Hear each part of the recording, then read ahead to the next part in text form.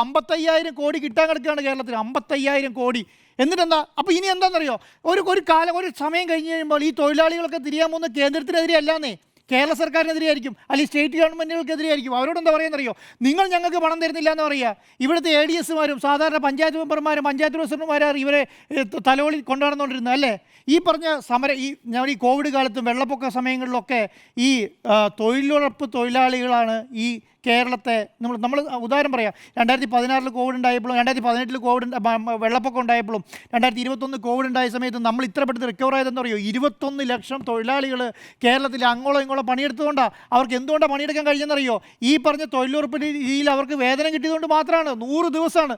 ഇനിയിപ്പോൾ എന്താ കഴിയുന്നറിയോ? ഇനിയിപ്പോൾ നോക്കിക്കോ നിങ്ങൾ, അടുത്ത ബഡ്ജറ്റിൽ ഇപ്പോൾ 1 ലക്ഷമാണ് കൊടുക്കുന്നത്, 1.5 ലക്ഷം കോടി വെക്കും.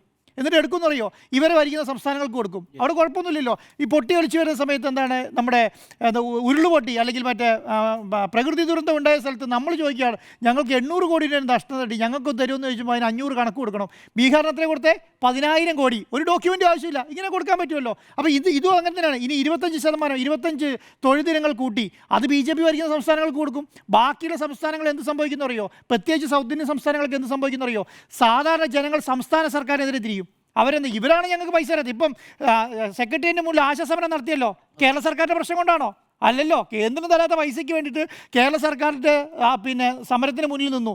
അത് പ്രതിപക്ഷം കൊട്ടുഘോഷിക്കുക എന്നുള്ളത് അത് തന്നെയാണ് ഇനിയും നടക്കാൻ പോകുന്നത്. അപ്പം 2004 UPA സർക്കാർ കൊണ്ടുവന്ന ഒരു പദ്ധതിയെ ഒരു മാനദണ്ഡമില്ലാതെ പൊളിച്ചെഴുതുന്നത് നമ്മൾ കണ്ടുകൊണ്ടിരിക്കുകയാണ്. നമുക്ക് പ്രതികരിക്കാൻ കഴിയുന്നില്ല എന്നുള്ളതാണ് സത്യം.